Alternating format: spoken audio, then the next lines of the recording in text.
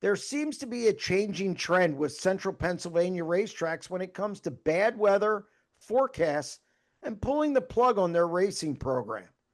We discuss it on today's edition of the Sprint Car Unlimited 90 at 9.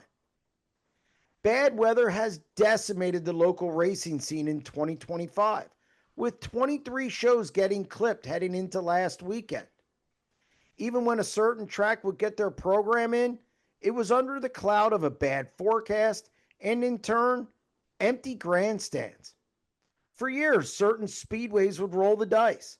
That seems to be changing with Williams Grove pulling the plug early and Lincoln and Port Royal Speedway doing the same this past weekend because of an unfavorable forecast. And I, for one, can't really blame them. I know it didn't rain in some of these areas, and as expected, some people took to social media like some big misjustice was done. And sure, maybe some of these tracks could have run, but to what end? Fans have already shown that they are not going to support these programs under questionable conditions, and the money lost is just too great. In these situations, it's a no-win. There are fixed costs that are lost without even opening the gates. Things like insurance, full-time employees, etc. If you do decide to go on with the show and your employees and security are on site, you're losing even more money. And if you do happen to get that show in, it's a ghost town in the stands, and you take an even bigger hit. Tracks just can't afford to do that anymore. Sealands Grove was the only track to go against the grain.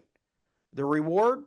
Opening the gates, getting 16 410s and 24 305s in the pit area, a very minimal crowd, and a rainout before a lap was ever turned. It was a fool's errand to even try this one with an occasional miss throughout central Pennsylvania and Father's Day on top of it. Look, I understand promoters being fans and having passion, but neither should come into play when making tough decisions. Tracks still need to make money, and 50 people complaining on the internet when you call a show doesn't equal interest. So I hope the tracks continue to evolve and make the right decisions. It just might save their business and keep them around for a while. That's going to wrap up this edition of the Sprint Car Unlimited 90 at 9, and we'll be back tomorrow. Stay tuned.